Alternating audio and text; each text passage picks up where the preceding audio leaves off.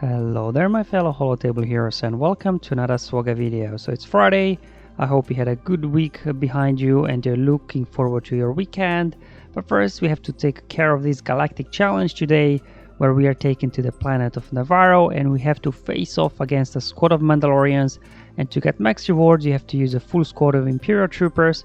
So as always, I'll cover first the modifiers for this challenge and then the feats, and finally here I'll show you two battles, just because one of the feats there and you need to do it with an undersized squad, so this requires you at minimum to do it in two battles.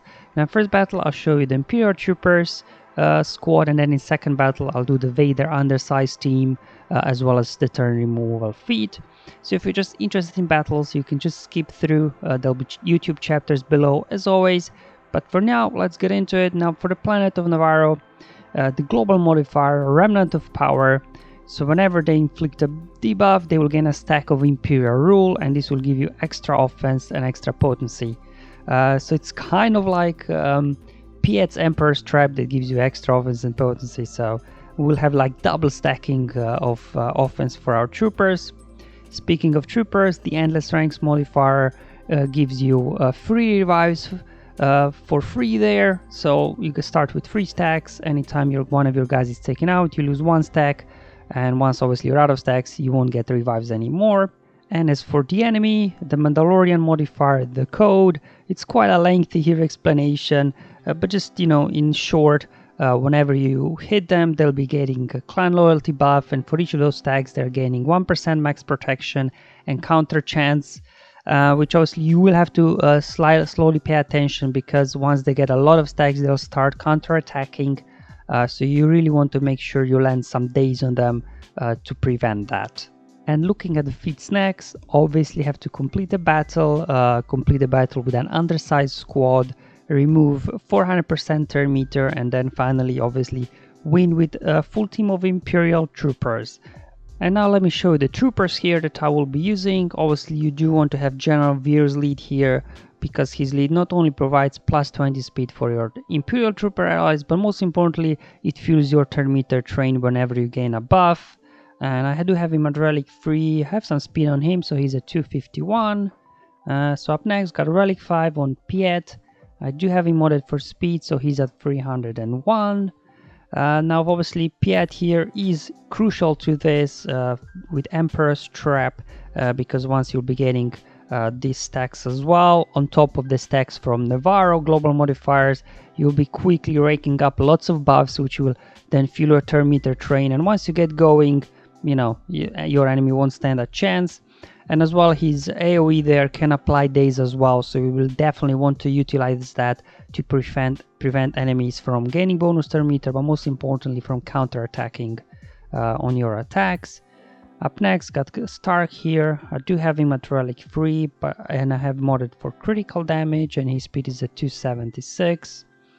And then got here Range Trooper. I'm farming him up, but he's still at 6 stars, but he will do the job here even at lower gear levels and lower stars. He only really need him for his unique that has 50% chance to call another ally to assist, and this again will help you fuel your turn meter train. And I do have him modded for offense, but obviously not gear 11, 6 stars, his offense is nothing to scream about, he's really only here for his unique. And then finally Gideon here, now I do have him at 7 stars finally, but didn't get around to getting him up yet, but he's there at gear 9.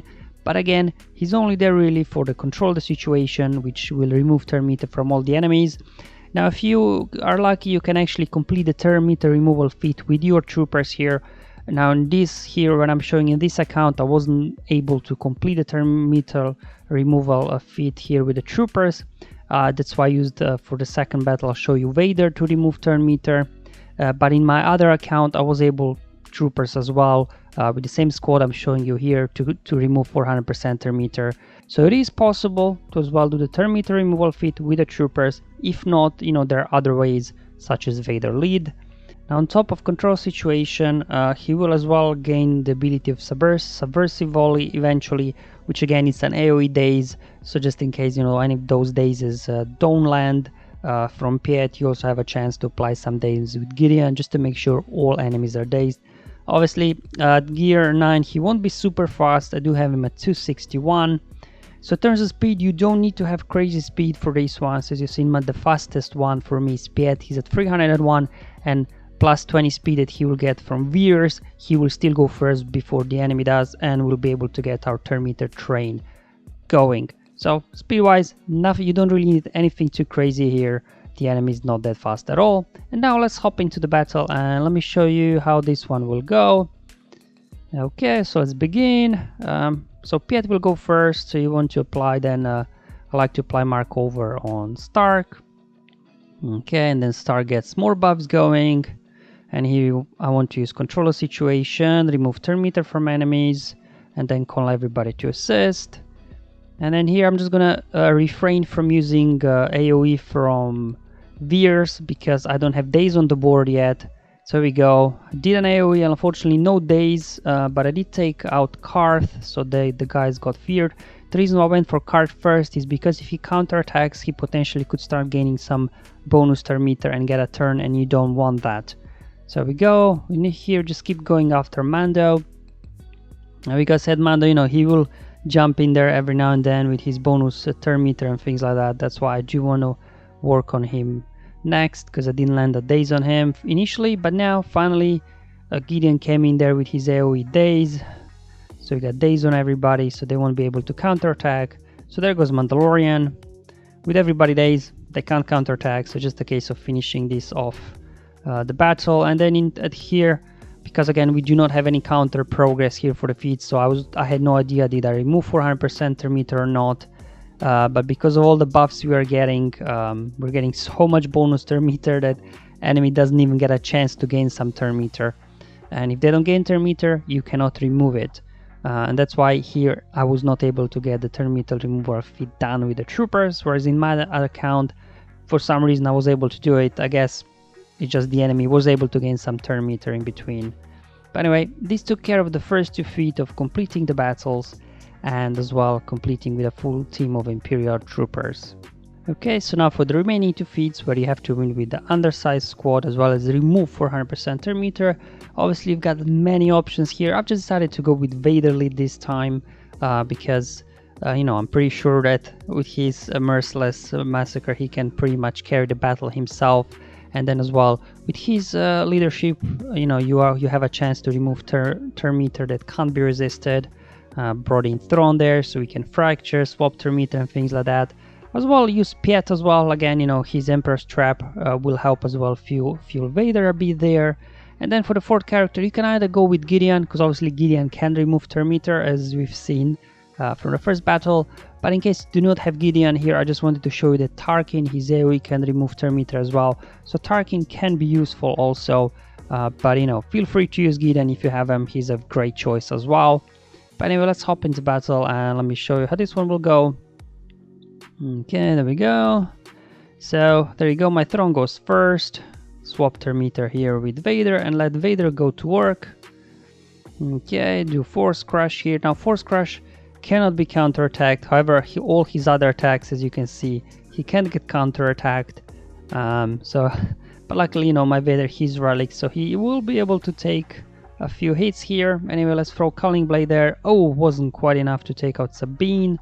Do the Force Crush here. Do an AoE, hopefully land daze on a few guys. Now, unfortunately, Mandalorian there, Beskar Mandalorian did not get daze. But anyway, let's push back turn meter here with Tarkin now. And we could then put over there mark over on Tarkin, just so when they do counterattack, that they don't go after Vader because he's out of protection already. Now here I'm just going after Bo because she was fractured, so she wouldn't be able to counterattack. Alright. Okay, Beskar Mandalorian is crouching now. Anyway, let's apply some debuffs. Another round of Merciless here. I'm just gonna do basic on Bo. And then let's do Force Crush over here on Armor, and then hopefully Culling Blade will be enough here to take out Beskar. Yeah, there we go. He gone before he got his Whistling Birds out. Now just a case here of cleaning up here the team. There we go. More days. So everybody dazed. They cannot counterattack, so we're pretty good to go here. Let's pushback turn meter with Tarkin again. There we go. So as you can see, Tarkin works really well here if you do not have Gideon ready to use. But otherwise, Gideon is a great option for sure. There we go. Oh, wasn't quite enough here. Going after Canderous now. Do another Force Crush here. Basic, there we go. Alright, finish off Bow here. Maybe, let's take out Armor actually, because she's about to take a turn. Throw the Culling Blade and boom, there we go. So you can see Vader here works really well for the undersized feat. And then as well turn meter removal feat completed as well. Just because of his leadership. And then on top of that, Tarkin Zewi removes additional turn meter, and let's not forget Fracture from Throne removes turn meter as well. Alright guys, hope this video was useful and helpful, showing you how I completed this time all the feats here to get max rewards yet again. I'll see you in the next one, but until then have fun, enjoy life, and may the RNG be with you, my friends.